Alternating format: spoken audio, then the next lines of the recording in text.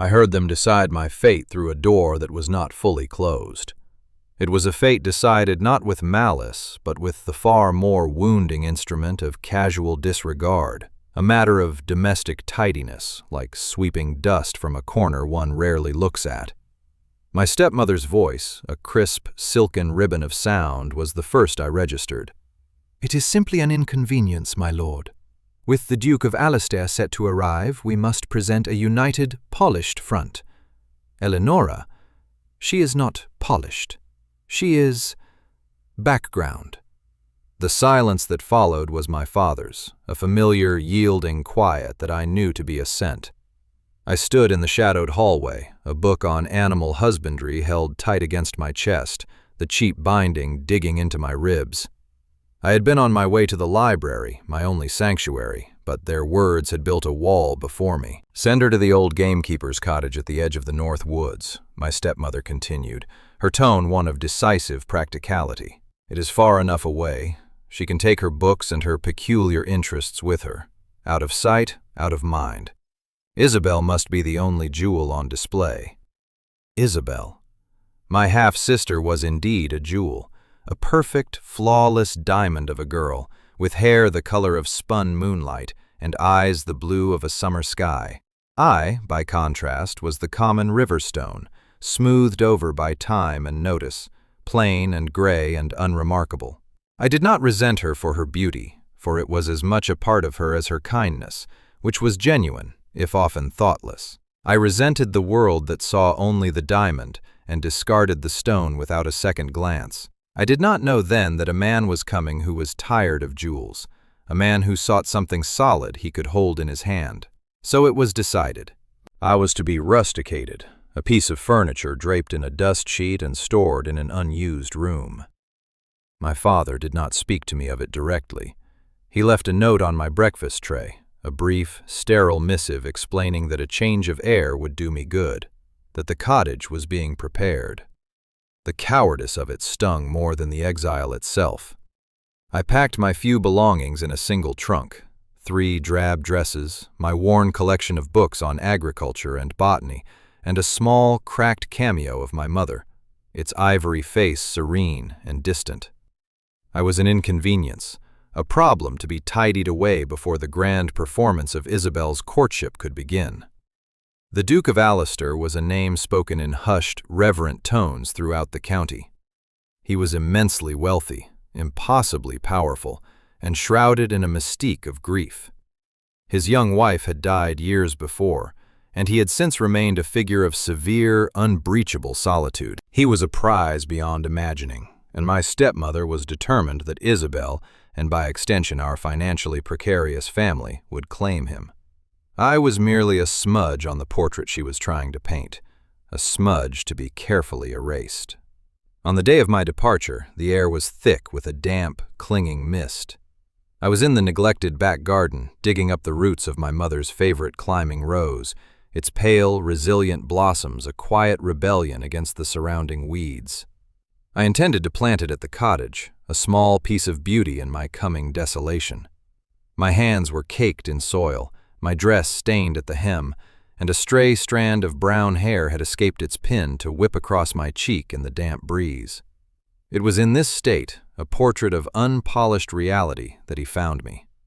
I did not hear his approach. I was lost in the rhythm of the work, the satisfying scrape of the trowel against stone, the earthy scent of the damp soil. A shadow fell over me, long and stark against the gray light. I looked up, expecting a footman sent to hurry me along, and my breath caught in my throat. He was taller than I had imagined, his frame lean but powerful beneath a perfectly tailored riding coat of dark gray wool. His face was all harsh, elegant angles, a face that looked as though it had been carved from granite and then left out in the wind and the rain. It was a face that did not know how to smile, but it was his eyes that held me. They were the color of a winter storm, a deep, turbulent gray, and they were fixed on me. Not on my dirt-smudged face or my serviceable, ugly dress, not on my calloused hands or the ungraceful way I was crouched in the mud. He looked at me. It was a gaze of such unnerving, direct intensity that I felt it as a physical force, a pressure against my skin. It was not a glance, not the polite sweep of the eyes one gives to a servant or an uninteresting piece of scenery, but a direct, analytical, and wholly focused observation. For the first time in my life, I felt seen. It was terrifying. "You must be Miss Danbury," he said. His voice was a low baritone, gravelly and deep, with no hint of warmth in it. It was the voice of a man accustomed to command, a man who did not waste words. I scrambled to my feet, my cheeks burning with a hot, mortifying blush. I wiped my muddy hands on my apron, a futile gesture that only smeared the dirt further. "Your Grace?" I managed, my own voice a thin, reedy thing. I was not expecting anyone." "Evidently," he replied, and his gaze dropped for a moment to the rose bush I held clutched in my hands, its thorny stem a fragile weapon. "Your father indicated I would find his daughter in the garden." "He meant my sister Isabel," I clarified, the words tasting of ash in my mouth. I was the other daughter, the one not meant for viewing. "She is inside, Your Grace. I shall fetch her." I made to move past him, to flee into the house and hand over the stage to its rightful star, but he shifted slightly, a subtle movement that nonetheless blocked my path. "And which rose is that?" he asked, his gaze returning to the plant. The question was so unexpected, so contrary to the social script I had anticipated, that I could only stare at him. Men like him did not inquire about horticulture from women like me. They spoke of weather and horses and society. "It is an Alistair Stella Grey," I said, the name coming out in a rush. "A noisette climber. It was my mother's. I am taking it with me." "Taking it where?" The question was sharp, direct. The shame returned, hot and prickling. "To the country, Your Grace, for a change of air." I recited the line my father had written, the polite fiction that covered the truth of my banishment. The Duke of Alistair said nothing for a long moment. His stormy eyes searched my face, and I had the unnerving sensation that he was reading the lines of my life there, the years of being overlooked, the quiet humiliations, the carefully contained sorrows. He was not supposed to see any of that. I was supposed to be invisible. He was supposed to look through me and see the drawing room where Isabel waited, radiant and ready. But he did not look away. He saw. That was the first look. It was a key turning in a lock I had not known was there. Then, from the house, my stepmother's voice called out, sweet and sharp as candied lemon. "Isabel, darling, the Duke is here!" The spell was broken. The Duke's attention finally shifted towards the house. He gave me a brief, formal nod that felt strangely like a dismissal and an apology all at once. And then he was gone, striding towards the manor, leaving me alone in the gray mist with a muddy rose bush clutched in my hands, and a bewildering sense of having been found, only to be immediately lost again. The gamekeeper's cottage was precisely as miserable as I had feared. It was a damp, stone-built affair with a thatched roof that wept brown tears onto the floorboards when it rained, which it did with morose persistence for the first week. A thin, acrid smoke from the hearth refused to draw properly, coating the small space in a permanent layer of grime and making my eyes water. It was a place designed for forgetting, and I felt myself beginning to dissolve into its damp, gray walls, my edges blurring with each passing day. My only company was my books, and the Alistair Stella Grey, which I had planted beneath the single grimy window, where it looked as forlorn and out of place as I felt. I fell into a routine of quiet endurance. I rose at dawn, aired the damp bedding, and attempted to coax a reluctant fire to life. I read until the light failed, my mind finding refuge in treatises on crop rotation and soil composition, subjects as solid and real as the cold stone floor beneath my feet. I did not think of the Duke. I did not allow myself to replay that strange, intense gaze in the garden. It had been a fluke, a momentary deviation from the natural order of things, and to dwell on it was a form of madness I could not afford. I was here to be forgotten, and I would cooperate with the process. Then, on a particularly cold and windswept afternoon, a cart rumbled up the muddy track to my door. It was an unfamiliar cart, not from my father's estate, but from the grander one that bordered it to the west. Blackwood Manor, the Duke of Alastair's seat. A stout man with a face like a weathered apple climbed down and, without a word, began to unload a quantity of seasoned, split firewood, stacking it neatly against the cottage wall. It was oak and ash, wood that would burn hot and clean, a world away from the damp, smoky logs I had been allotted. After the wood, he unloaded a thick woolen shawl of a soft, dove-gray color, and a basket filled with bread, cheese, and a small jar of honey. He tipped his hat to me as I stood gaping in the doorway. "From the Duke, miss. His Grace noted the smoke from your chimney was poor. He says this wood will draw better." And with that, he climbed back onto his cart and rumbled away, leaving me surrounded by an inexplicable act of kindness. I touched the shawl. It was heavy and warm, smelling faintly of lavender and wool. It was an object of quality, of thoughtful provision. Kindness from my own family was a currency rarely spent, and when it was, it came with invisible invoices, a debt of gratitude I was expected to repay with silence and compliance. This was different. This was an anonymous, practical, and deeply unsettling act of care. He had noticed.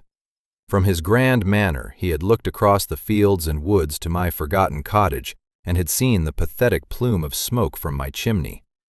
He had seen me. Again. I did not know what to make of it.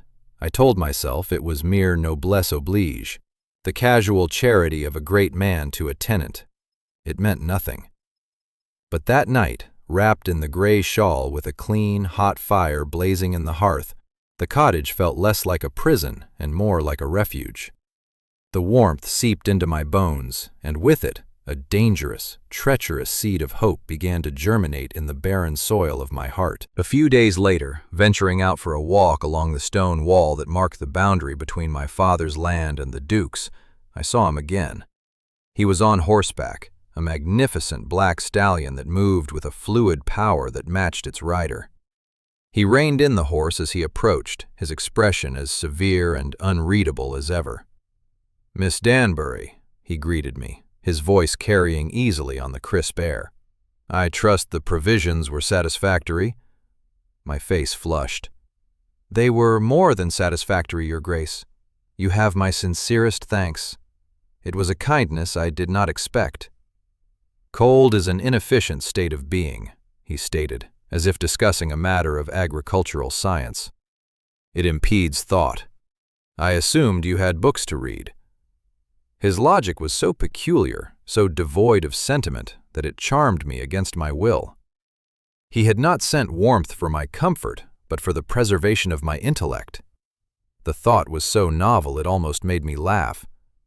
"I do, Your Grace, though I fear I have nearly exhausted my small supply." He looked at me for a long moment, his gray eyes narrowed in thought. "My library at Blackwood is considered one of the finest in the county," he said. "It was not a boast, but a statement of fact. It contains a significant collection on land management and husbandry. You might find it of interest." It was not an invitation, not precisely. It was a fact laid between us, a possibility left hanging in the air. My heart began to beat a frantic, uneven rhythm against my ribs. To see his library.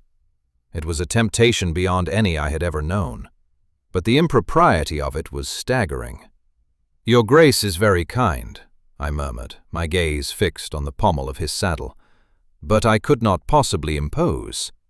"It would not be an imposition," he said, his tone clipped. "It would be a practical application of a resource. My librarian is an elderly man of great propriety. My aunt is also in residence. You would be adequately chaperoned. I will send a carriage for you tomorrow morning at 10. It was a command, not an offer. And I, who had spent my life obeying commands that diminished me, found I had no desire to refuse this one. He nodded once, a sharp, decisive gesture, and spurred his horse on, leaving me standing by the stone wall with my world tilting on its axis. The library at Blackwood Manor was not a room.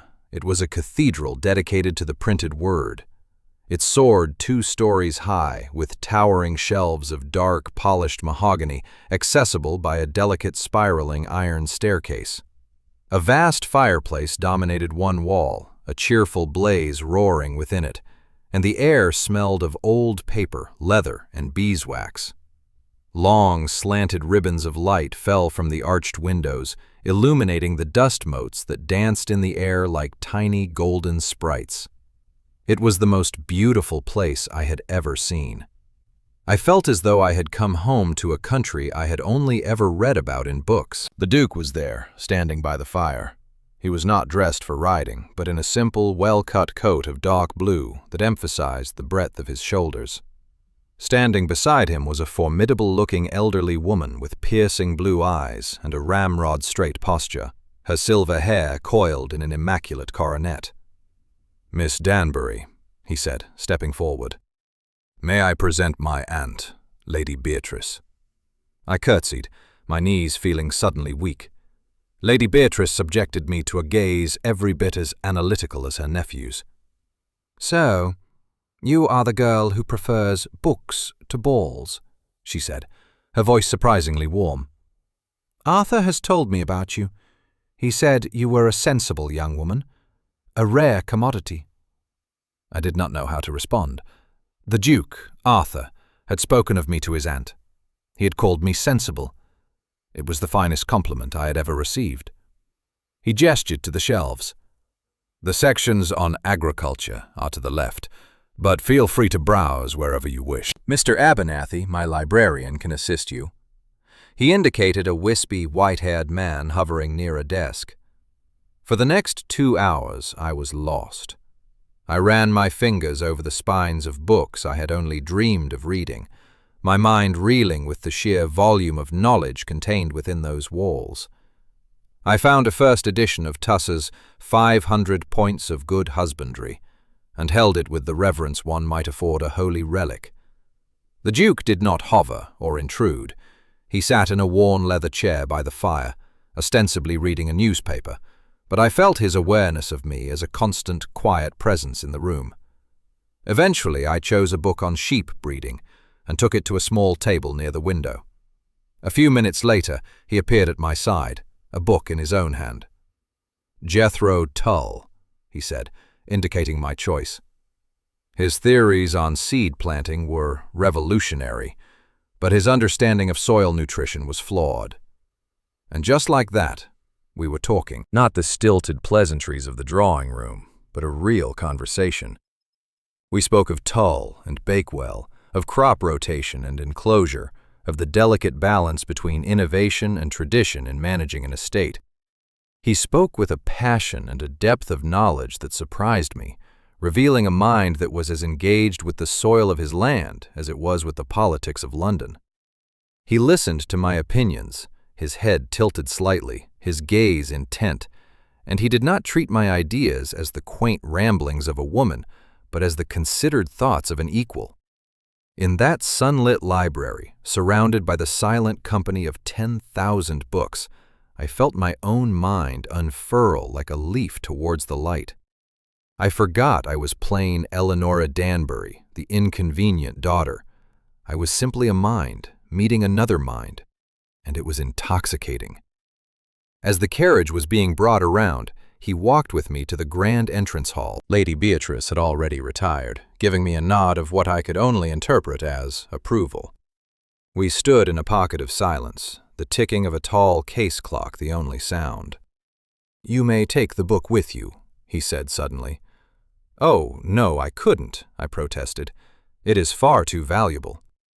"A book is only valuable when it is read," he countered. "It is useless on a shelf. Please, take it."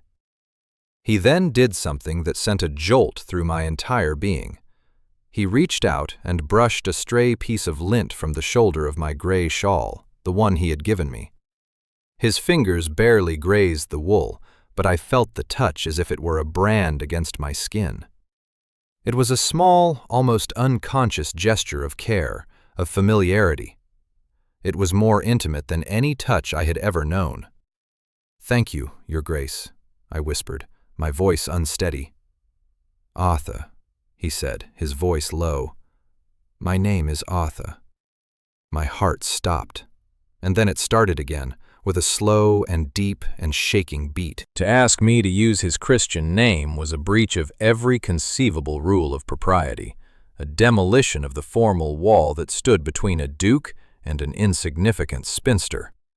It was a seismic event, a redrawing of the map of my world.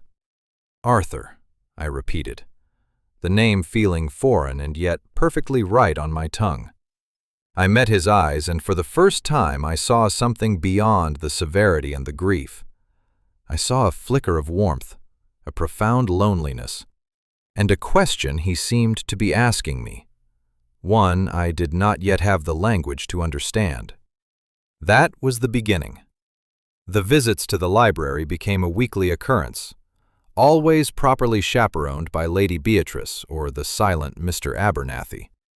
Arthur and I would talk for hours, our conversations ranging from Pliny the Elder to the latest parliamentary debates on the Corn Laws. We discovered a shared dry sense of humor, a shared love for the quiet, ordered beauty of the countryside, a shared impatience with foolishness and frippery.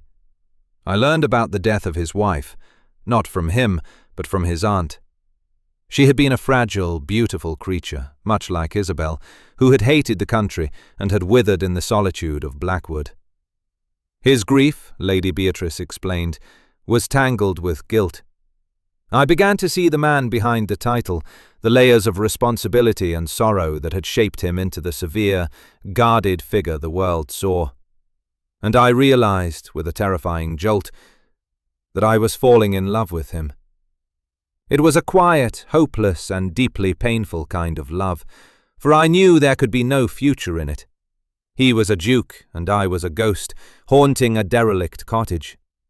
Our worlds could touch, but they could never merge. One afternoon, searching for a particular volume on an upper gallery of the library, my hand brushed his as we both reached for the same leather-bound book. A current, sharp and startling, passed between us. We both froze, our fingers separated by less than an inch of air. The space between us suddenly charged with a tension that was almost unbearable.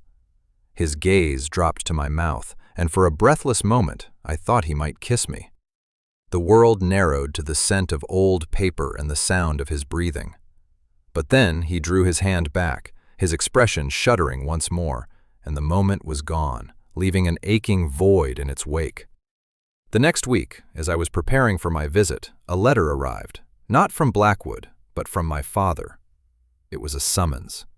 I was to return to the manor at once. My presence was required for a matter of some urgency. A cold dread settled in my stomach. My brief, impossible idyll was over. The air in my father's study was thick with the scent of stale cigar smoke and desperation. He sat behind his large desk, looking smaller and more ineffectual than I had ever seen him. My stepmother stood by the window, her back rigid, a general surveying a battlefield she was about to lose. "Eleonora," my father began, his voice strained. "There is a matter we must discuss, a business arrangement." He could not meet my eyes. He fiddled with a letter opener, his hands trembling slightly. It was my stepmother who spoke, her voice cutting through the cloying atmosphere. "The Duke has been very generous," she said, turning to face me. "He has agreed to forgive a significant debt, a debt that would have ruined us." I stood very still, a cold premonition creeping over me.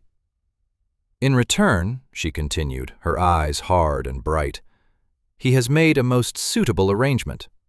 A marriage contract was signed. He is to marry Isabel." The room tilted. The words did not make sense. Arthur marrying Isabel. The library, the conversations, the charged silence, the almost kiss. Had it all been a lie? A cruel, calculated game? But he has been calling on me, I said, my voice a whisper. My stepmother gave a short, sharp laugh, a sound like breaking glass. Calling on you, my dear naive girl. He was amusing himself. He was inspecting the family property, as it were. He is a duke. You are a plain, bookish spinster. Did you truly imagine he could have any serious interest in you?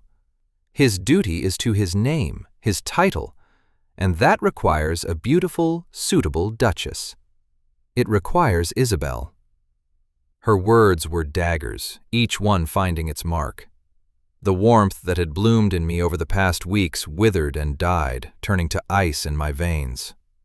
Of course. How could I have been so foolish?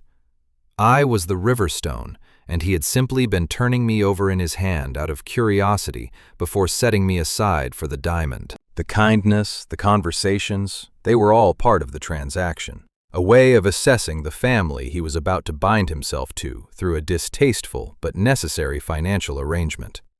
My humiliation was so profound, so complete, that I could not speak. The announcement will be made at the county assembly on Saturday, my father mumbled, finally looking at me, his eyes pleading for my complicity, for my silence. You will be there. You will smile. You will show a united front. I wanted to scream. I wanted to rage, but all I could do was nod, a single jerky movement. The habit of a lifetime of self-effacement was too strong to break. I turned and walked from the room, each step an effort of will. I felt their relief as I closed the door behind me, the palpable exhalation of two people who had successfully disposed of another inconvenience. That night, I did not sleep. I sat in my old room, staring out at the uncaring moon, and I let the pain wash over me. I had allowed myself to hope. I had allowed myself to believe that someone had finally seen me, Eleonora, not as a shadow or a problem, but as a person. The Duke, Arthur, had not seen me. He had only seen a quaint diversion on the path to acquiring his contractually obligated bride. The secret kindness had not been kind. It had been an investment. The intellectual connection had not been a meeting of minds. It had been an interrogation. I had been a fool, and my heart, which I had guarded so carefully for so long, was shattered. I resolved then that I would not break. I would go to the assembly. I would stand beside my sister and watch the man I had foolishly grown to love pledge himself to her. I would wear my invisibility like a suit of armor, and no one would ever know the ruin that lay beneath it. I would endure, as I had always endured. The night of the assembly was a blur of gaslights, too loud music, and the brittle smiles of the county society. I wore my best dress, a simple gray silk that made me fade into the wallpaper, which was precisely my intention. Isabel was radiant in a gown of celestial blue, a nervous flush on her perfect cheeks. She tried to speak to me once, a soft murmur of, "Eleonora, are you well? You seem so distant." I gave her a smile that felt like it might crack my face, and assured her I was merely tired. Then he arrived. The music seemed to falter, the chatter to dim. The Duke of Alistair moved through the room like a hawk among sparrows. His face was a mask of cold formality, his eyes sweeping the crowd with an imperious gaze. I watched him from the shadows, my heart a cold, heavy stone in my chest. He greeted my father and stepmother with a stiff bow, his expression unreadable. His eyes found me across the room, and for a heartbeat they held mine. I saw something flicker in their gray depths. Surprise? Confusion? But I looked away, breaking the contact, retreating behind my wall of polite indifference. The moment came after the supper dance. My father, fortified by wine, cleared his throat and tapped a glass for attention. My stepmother stood beside him, her face alight with triumph. "My lords, ladies, and gentlemen," my father began, his voice booming unnaturally. "It is with the greatest pleasure that my wife and I announce the formal betrothal of our beloved daughter Isabel to His Grace, the Duke of Alistair." A wave of excited murmurs swept through the room. All eyes turned to the Duke, who stood beside my father, his face like thunder. Isabel looked pale and frightened, her eyes darting towards me with a look of helpless apology. My stepmother, misreading the room entirely, placed a proprietary hand on the Duke's arm. "We are so thrilled to welcome you to our family, Your Grace." The Duke did not move. He did not speak. The silence stretched, becoming taut and uncomfortable. Then he very deliberately removed his arm from my stepmother's grasp. He turned his head, and his gaze, like a physical force, swept across the room and landed directly on me. He held my eyes, and in that single look I saw not calculation, not amusement, but a raw, furious anguish that mirrored my own. "You are mistaken, Lord Danbury," Arthur said, his voice quiet but carrying to every corner of the silent room. "There is no betrothal between myself and your daughter, Miss Isabel Danbury." A collective gasp went through the assembly. My father's face went from ruddy to ashen. My stepmother's triumphant smile froze, then crumbled. "But the contract," my father stammered. "The arrangement." "The arrangement," Arthur said, his voice dropping to a dangerously cold level, "was a shameful piece of business I inherited, and which I have since voided.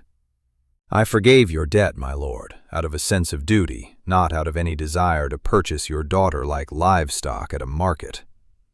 He took a step forward, his presence dominating the room. "And I find it curious that you would try to force this matter publicly, after I made my intentions perfectly clear to you in private." He was lying, or rather he was telling a truth I did not know. He had already voided the contract? He had already told them? The foundation of my misery began to crack. My stepmother, seeing her ambitions turning to dust, rounded on the nearest target, me. "This is her doing," she cried, her voice shrill, pointing a trembling finger in my direction. "That sly, manipulative girl. She has been meeting with the Duke in secret, turning him against his rightful bride with her wicked, unnatural ways. She has thrown herself at him, a plain, desperate spinster trying to trap a great man."